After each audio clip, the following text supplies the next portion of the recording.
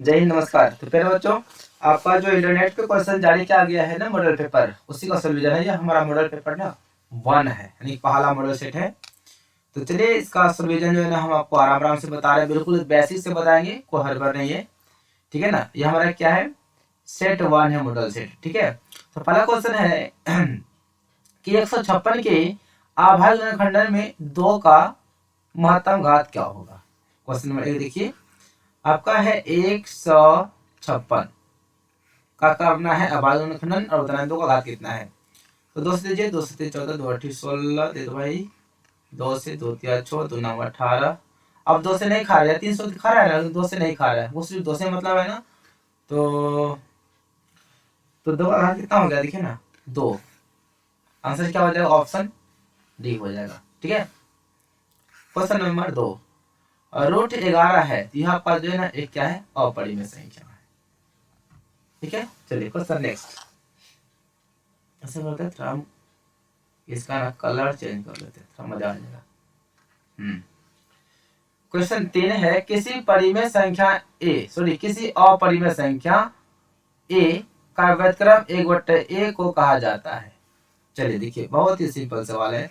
जिसे मान लिया जाए कि हम मेरे पास कोई एक अपरिमेय संख्या है, इसका व्युत्क्रम करेंगे। व्युत्क्रम का मतलब होता है ठीक इसका उल्टा, यानी कि नीचे में यदि हर में कुछ है तो ऊपर चला जाएगा और जो अंश में है वो नीचे आ जाएगा। तो यानी कि √3 का व्युत्क्रम क्या हो जाएगा, 1/, हो जाएगा √3।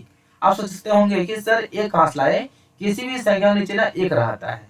जैसे आपका बोला गया ए अपरिमेय संख्या, इसका व्युत्क्रम 1/a आ गया, इसको क्या कहते हैं। तो वही बात आपको हम समझा रहे हैं। √3 एक अपरिमेय संख्या, इसका व्युत्क्रम करते हैं, 1/√3 हो गया। तो यह अपरिमेय का व्युत्क्रम तो आपका अपरिमेय ही रह गया। यह क्या रह गया, आपका अपरिमेय ही रह गया। यानी कि आपका ए अपरिमेय संख्या बताया गया है और उसका व्युत्क्रम 1/a जो है ना, वह क्या होगा, तो यह भी तो आपका अपरिमेय संख्या हो गया, है ना।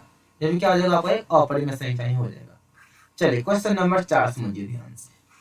4 में है, अगर p एक आभाज्य संख्या है, क्या बताया गया, p आभाज्य संख्या करने का मतलब हुआ p आपका 2 हो सकता है, 3 हो सकता है, 5 हो सकता है, 7 हो सकता है, 11 हो सकता है ना। यह आपका एक आभाज्य संख्या होगा। ठीक है ना। तो √p क्या होगा। तो बोलता है बताइए तो सर कि √p क्या होगा। कहने का मतलब हुआ कि √2 क्या होगा, √3 क्या होगा, √5 क्या होगा, √7 क्या होगा, है ना। यदि हमारा p एक आभाज्य संख्या है तो √p क्या होगा, एक अपरिमेय संख्या होगा। क्योंकि देखिए p हमारा आभाज्य संख्या है, 2 3 5 7, ये सभी क्या है, आभाज्य संख्या है। यानी कि p का जगह धरेंगे 2 तो हो जाएगा √2, p का जगह हम धरेंगे 3 तो हो जाएगा √3। तो यहाँ पे क्या बन रहा है, हमारा आभाज्य संख्या, सॉरी अपरिमेय संख्या बन रहा है ना। तो p हमारा एक आभाज्य संख्या है तो √p क्या होगा, एक हमारा अपरिमेय संख्या हो जाएगा, ऑप्शन बी।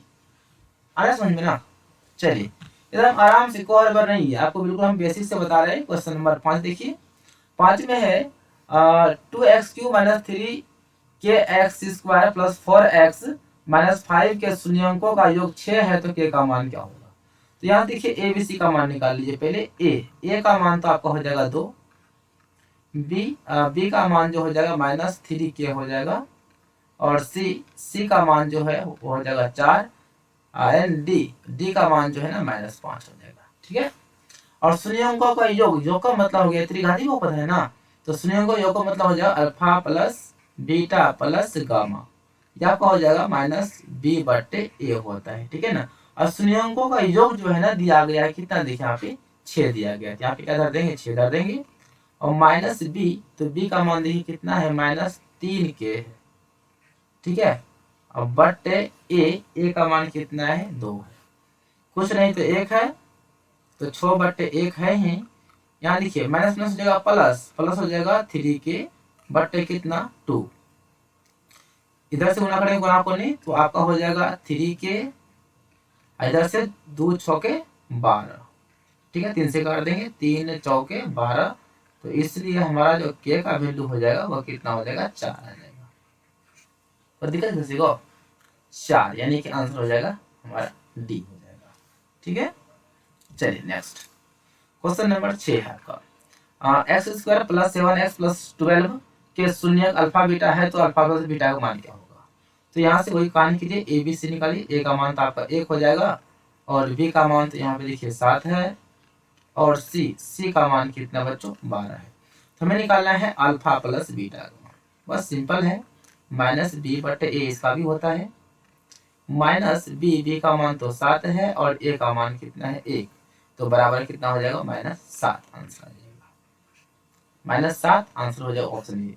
कभी कभी क्या होता है, जैसे आपका अल्फा प्लस बीटा नहीं पूछ के कभी कभी पूछेगा क्या अल्फा इंटू बीटा क्या होगा, तो आप निकाल लीजिएगा सी बटे ए का सूत्र होता है, सी का मान हो जाएगा 12 और ए का मान 1, तो बराबर क्या हो जाएगा आपका 12 आ जाएगा। ठीक है ना।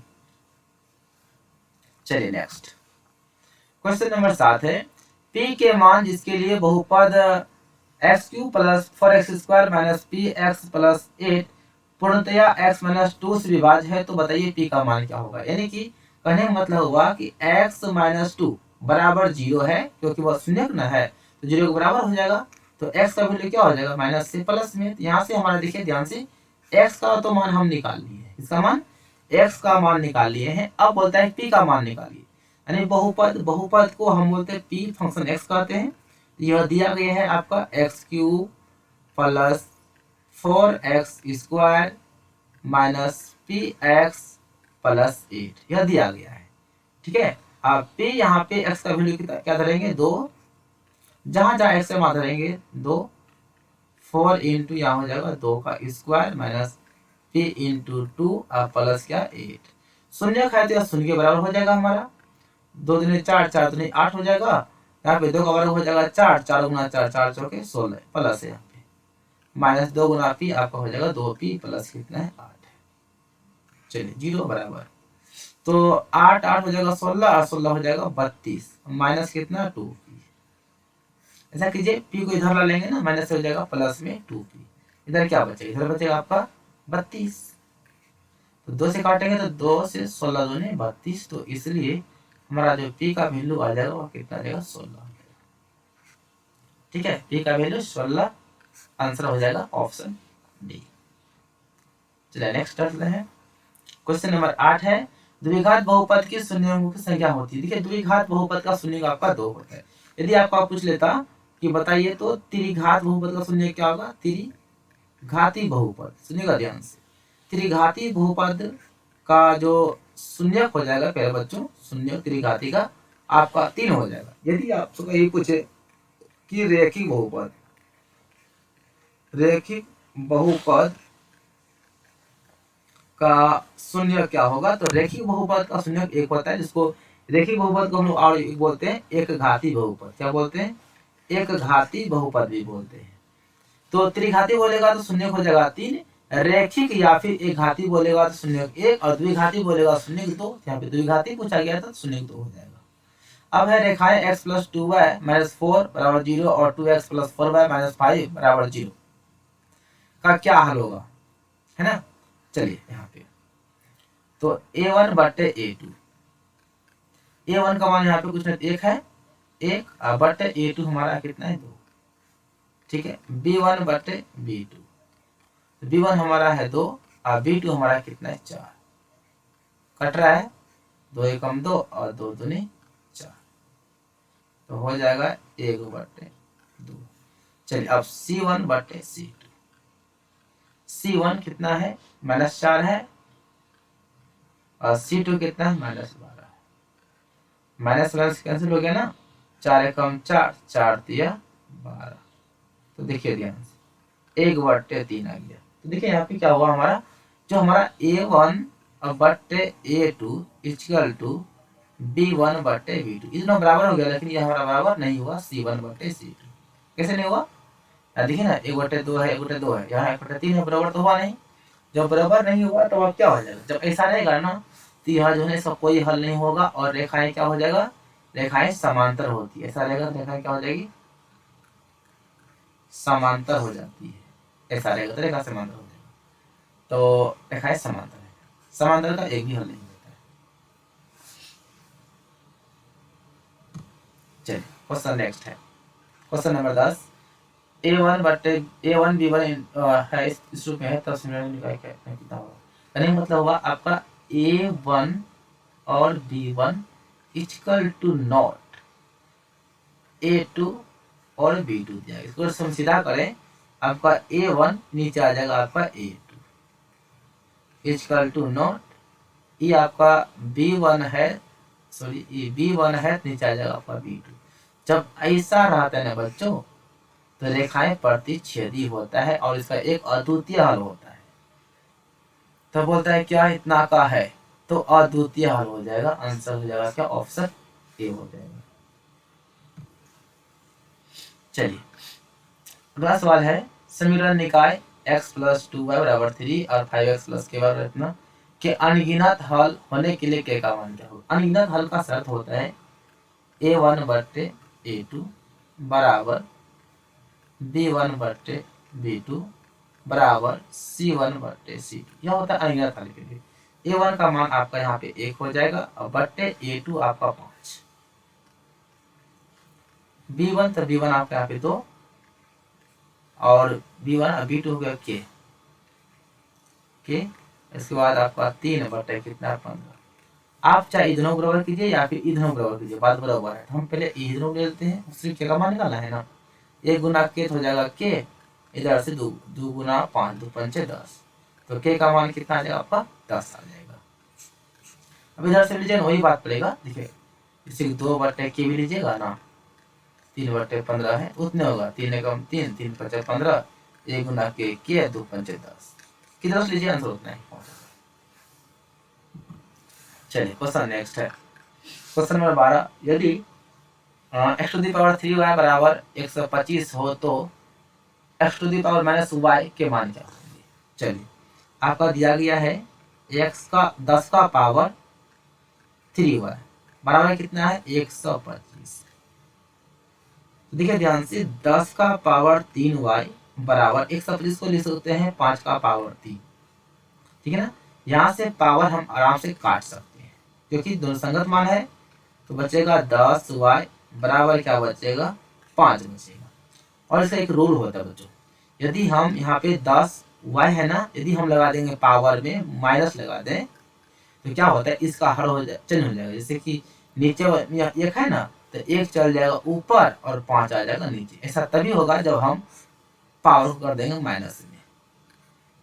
इतना कंपटीशन लेवल का सवाल दे दिया है, यदि हम पावर कर दें माइनस में तो इसका हर हो जाता है अंश और अंश हो जाएगा हर हो जाएगा। तो 10 का पावर माइनस y यही मांग रहा था ना, इसका आंसर क्या हो जाएगा बट्टे 5 हो जाएगा। तो आपका आंसर क्या हो जाएगा ऑप्शन ए। जैसे कि आपको हम समझा दे सेकंड के लिए, जैसे कि 10 का पावर, चलिए मान लीजिए x है, इधर कितना है 3 बट्टे 2 है। जैसे हम 10 का पावर कर देंगे माइनस में ना बच्चों, तो आपका ये चिन्ह हो जाएगा, जो नीचे है वह ऊपर चल जाएगा और ऊपर वाला नीचे आ जाएगा। आगे समझ में, मुझे विश्वास है कि आप सभी को समझ में आ गया होगा यह बात जो आपको यहाँ भी समझा है।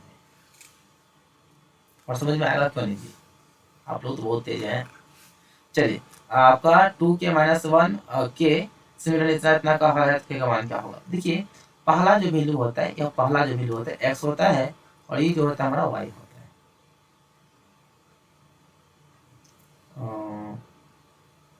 चलिए तो कहने का मतलब हुआ, तो x का वैल्यू कितना है 2k माइनस 1 और y का वैल्यू कितना है k है। और समीकरण जो दिया गया है, हमारा जो समीकरण है बच्चों, समीकरण दिया गया है 10x माइनस 9y बराबर क्या 12। तो 10 गुने x का मान कितना है 2k minus 1 minus 9 into Y, Y का मान कितना है k बराबर 12। तो 10 गुना 2, 10 दूनी हो जाएगा 20 के, माइनस 10 गुना 1 हो जाएगा 10, 9 गुना के हो जाएगा 9 के बराबर हो गया 12।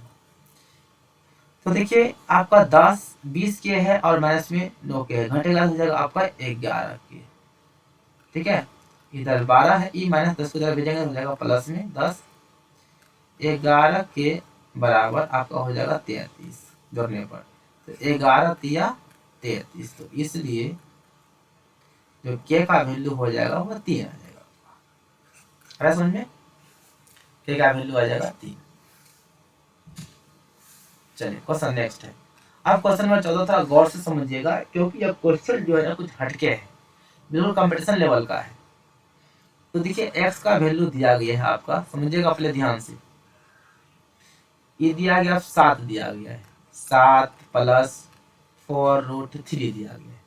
और यहाँ देखिए समझिए ध्यान से, इसको हम लिखेंगे 2 का स्क्वायर और प्लस लिखेंगे √3 का स्क्वायर और प्लस 2ab।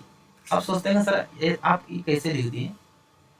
देखिए आपको हम ये 3 है,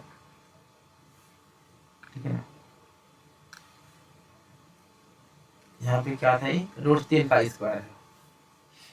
अब समझिएगा ध्यान से, पहले आपको हम इतना पूरा कर देते हैं। देखिए 2 का वर्ग तो हो जाएगा 4 प्लस √3 का स्क्वायर तो हो जाएगा 3 प्लस 2 दूनी 4√3 जोड़ेंगे तो आपका हो जाएगा 4 3 7 प्लस 4√3। बताइए ई वाला मान, क्या ई वाला मान पूरा पूरा गया ना। कहने का मतलब हुआ हम इसको इस रूप में लिख सकते हैं, ठीक है ना। बस आपको समझाने के लिए हम इतना लिखे।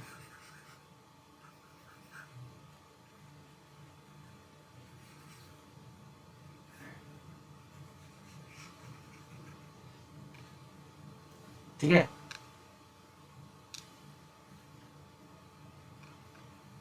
आप देखिए थोड़ा ध्यान से तो समझ में आ गया होगा। तो यह देखिए A square plus B square plus 2ab, यानी कि यह जो है ना आपका a प्लस बी का होल स्क्वायर पे आ रहा है, जिसका सूत्र होता है A square plus B square plus 2ab, ये सूत्र होता है। यहाँ पे देखिए हम लिख सकते हैं इसको a प्लस बी का होल स्क्वायर लिख सकते हैं। तो आपका यहाँ से देखिए स्क्वायर यहाँ पे है तो आपका 2 प्लस √3 एक हो जाएगा बाहर। यानी कहने का मतलब हुआ बच्चों ये हमारा x का वैल्यू निकल गया। अब हमें निकालना क्या है, सो देखिए हमें निकालना है x प्लस 1/x का मान निकालना है, ये निकालना है। चलिए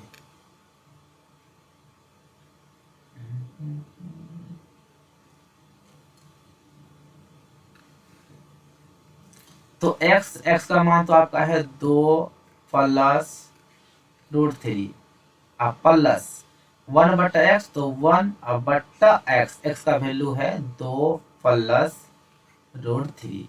कर दीजिए इसका परिमेयकरण, 2 हो जाएगा प्लस से माइनस में, 2 प्लस से माइनस √3। तो चलिए आपका है 2 plus √3 plus 2 minus √3।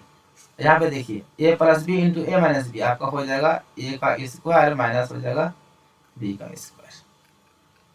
2 plus √3 plus, देखिए ऊपर में आपका 2 है माइनस √3 है, ठीक है ना। नीचे 2 दूनी 4 माइनस √3 का वर्ग हो जाएगा आपका 3 हो जाएगा। तो 2 प्लस √3 प्लस, देखिए 4 में घटेगा 3 तो 1, नीचे लिखा नहीं जाता है, आपको हो जाएगा 2 माइनस √3। नीचे देखिए 4 में घटेगा 3 तो 1 होगा ना, यह कहानी खत्म।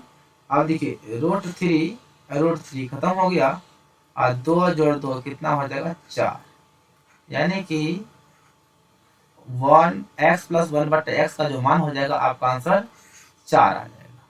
तो 4 किस में है, आंसर आपका ऑप्शन ए हो जाएगा। चलिए क्वेश्चन आपका नेक्स्ट है कि x⁴n - 1 का एक गुणनखंड x प्लस 1 है तो n निश्चित रूप से n का मान है। कहने का मतलब हुआ कि x⁴n - 1 यह जो है ना ये x प्लस 1 से विभाज्य होता है। तो बताए n का मान क्या होगा। कहने का मतलब हुआ जब हम x प्लस 1 से भगा देंगे x⁴n - 1 में तो यह किससे कटेगा, ठीक है। n का मान कितना धरेंगे ताकि यह कट जाएगा। तो देखिए ध्यान से x प्लस तो 1 है, हम धरते x का पावर क्या धरते हैं, पहले 1 धरते हैं। ये हमारा n है, ये जो है ना n है। n का मतलब होता है प्राकृतिक संख्या, 1 2 3 4 5, इसलिए क्या प्राकृतिक संख्या है।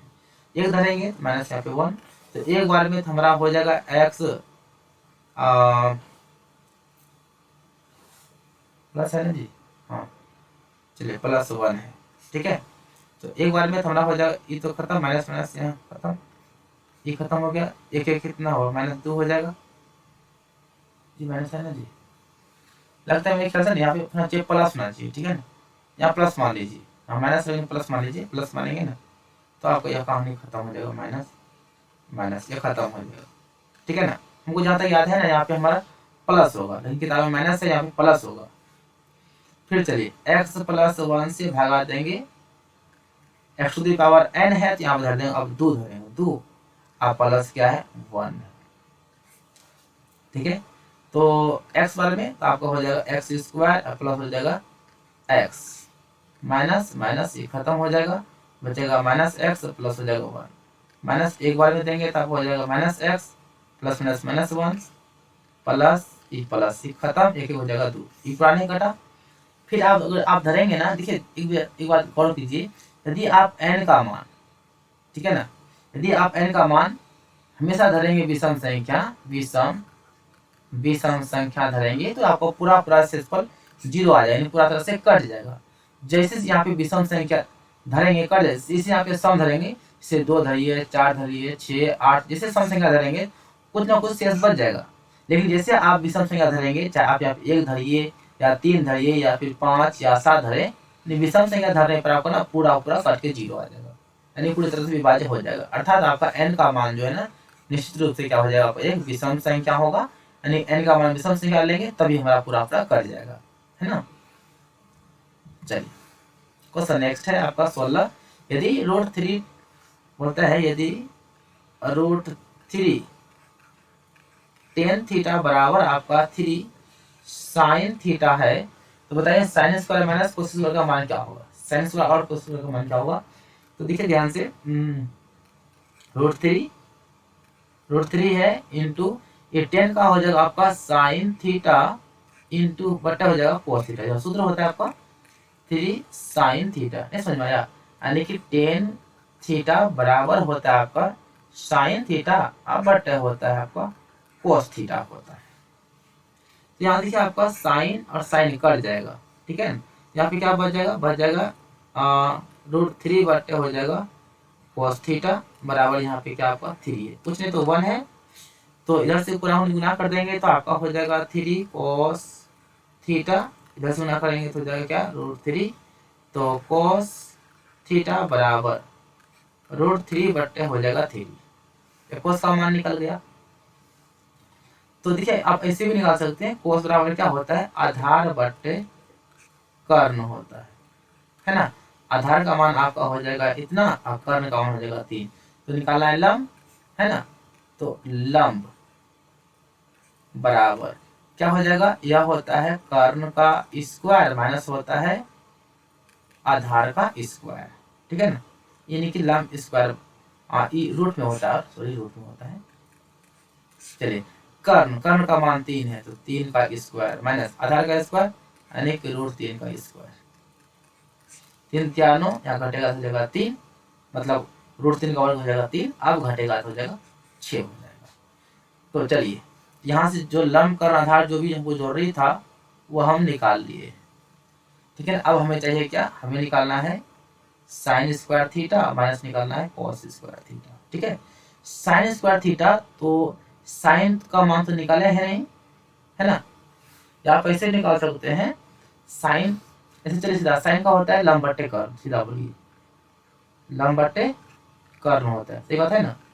माइनस कोस का होता है आधार बट्टे कर्ण, सीधा ऐसे कोस का मान तो मेरा दिया हुआ था जी, निकाले थे कोस का मान, देखिए ना कोस का मान डायरेक्ट हम निकाले है ना, कोस का मान है √3 बट्टे 3, क्यों होता है हो जाएंगे, यहाँ पे लिखने देंगे। अब देखिए लंब बट्टे कर्ण है ना, लंब बट्टे कर्ण, तो लंब का मान कितना है जी, लंब है √6, तो √6 अब बट्टे कर्ण का मान तो हमारा क्या था जी, कर्ण हमारा गया कितना गया, यहाँ देखिए कर्ण हमारा क्या था 3 था, तो लिखेंगे 3, इसका क्या हो जाएगा अपन का स्क्वायर हो जाएगा माइनस, इधर हमारा है √3 बट्टे 3 का, तो क्या है हमारा स्क्वायर। चलिए यहाँ पे हो जाएगा स्क्वायर करेंगे तो 6 हो जाएगा, नीचे 3 हो जाएगा, यहाँ पे हो जाएगा 3, नीचे हो जाएगा 3, है ना। अब जैसे घटाइए घटा दीजिए, 3 दूनी हो जाएगा 6, ओ माफ कीजिएगा नीचे गड़बड़ कर दिया, नीचे जी गड़बड़ हो गया,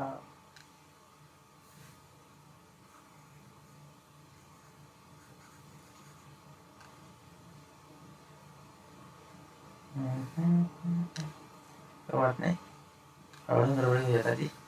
तो रूट 6 का स्क्वायर तो 6 हो जाएगा, लेकिन 3 का हो जाएगा 3 तिया 9। यहाँ पे हो जाएगा आपका रूट 3 का स्क्वायर, तो आपका 3 तो होगा ही ना, लेकिन 3 का स्क्वायर हो जाएगा 3 तिया 9। ठीक है, लघुत्तम आ जाएगा 9, 6 में घटेगा 3 तो बचेगा 3, 3 एकम 3, 3 तिया 9। आपका हो जाएगा आंसर 1/3 हो जाएगा, 1/3 आंसर हो जाएगा ऑप्शन सी। ठीक है, चलिए आगे बढ़ते हैं। क्वेश्चन नंबर आ जाइए, आपका है 17। साइन ए बराबर कोस से, तो टेन ए का मान क्या होगा। देखिए क्वेश्चन नंबर 17 को कि साइन ए बराबर दिया गया है क्या, कोस ए। तो प्यारे बच्चों, साइन और कोस बराबर कब होता है थीटा के मान पर, जब आपका साइन 45 हो और कोस 45 हो, यानी कि 45 डिग्री के मान पर ही साइन और कोस आपस में क्या होता है, बराबर होता है। अर्थात यहाँ पर साइन और कोस बराबर है, तो इसका मतलब हुआ कि हमारा ए का जो मान होगा, एंगल वो कितना होगा, 45 होगा। आगे समझ में। अब निकालना है 10a, तो 10a मतलब हो गया कि a का मान 45 यहाँ पे धरना पड़ेगा, तो 10 45 का मान कितना हो जाएगा आपका, 1 हो जाता है। आंसर क्या हो जाएगा, ऑप्शन बी। चलिए क्वेश्चन नंबर 18 आइए। 18 में है a प्लस बी 90 है। देखिए a प्लस बी बराबर क्या है, 90 है। यदि हम a का मान निकालें तो हो जाएगा 90 माइनस b। यदि हम b का मान निकालें तो 90 माइनस क्या हो जाएगा, a इन होगा प्लस माइनस में। अब हमें निकालना है क्या, कोस a। तो देखिए ध्यान से, कोस a, तो कोस को लिखते हैं हम लोग साइन 90 माइनस ए।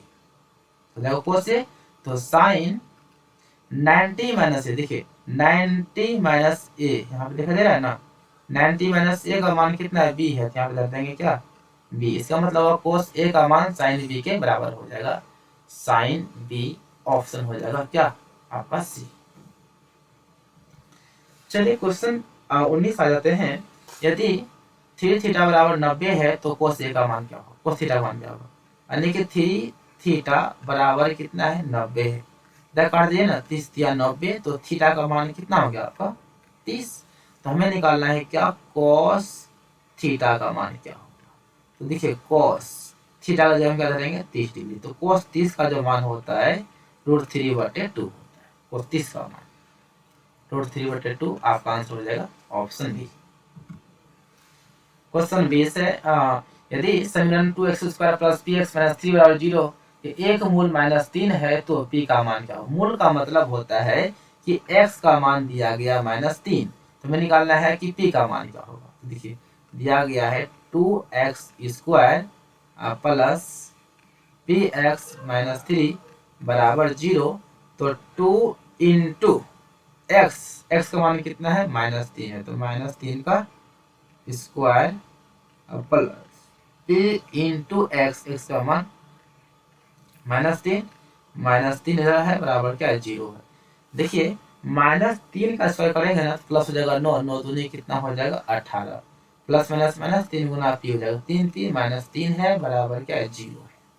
अब देखिए आपका 18 प्लस में है और 3 है हमारा माइनस में, 18 में घटेगा 3 तो कितना हो जाएगा, +15 हो जाएगा।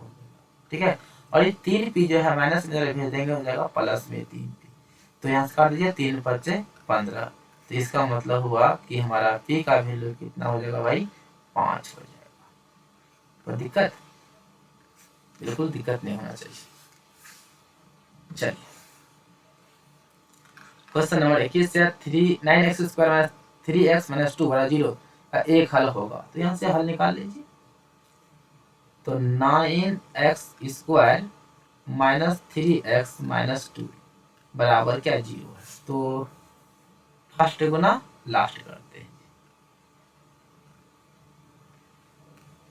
माइनस, तो 9 दूनी 18 हो जाएगा, तो 6 × 18 यानी कि 6x में जोड़ देंगे 3x, इतना पड़ जाएगा।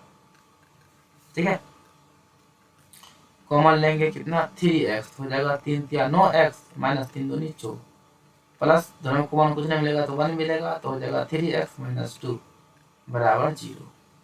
तो आपका हो जाएगा 3x - 2 और इधर है 3x + 1 बराबर क्या है 0।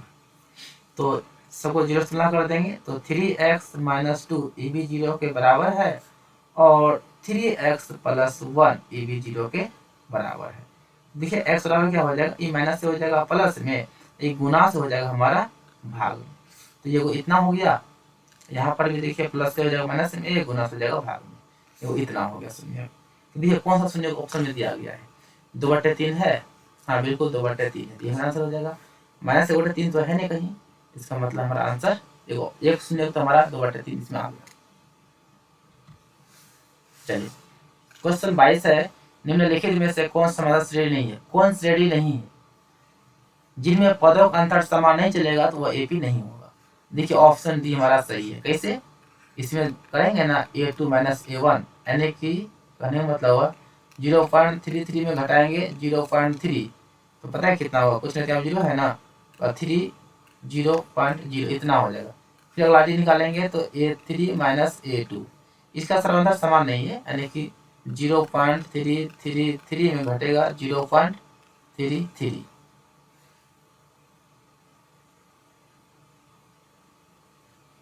डर तो है नहीं, या कुछ नहीं तो मार सकते हैं 0, कोई दिक्कत नहीं है।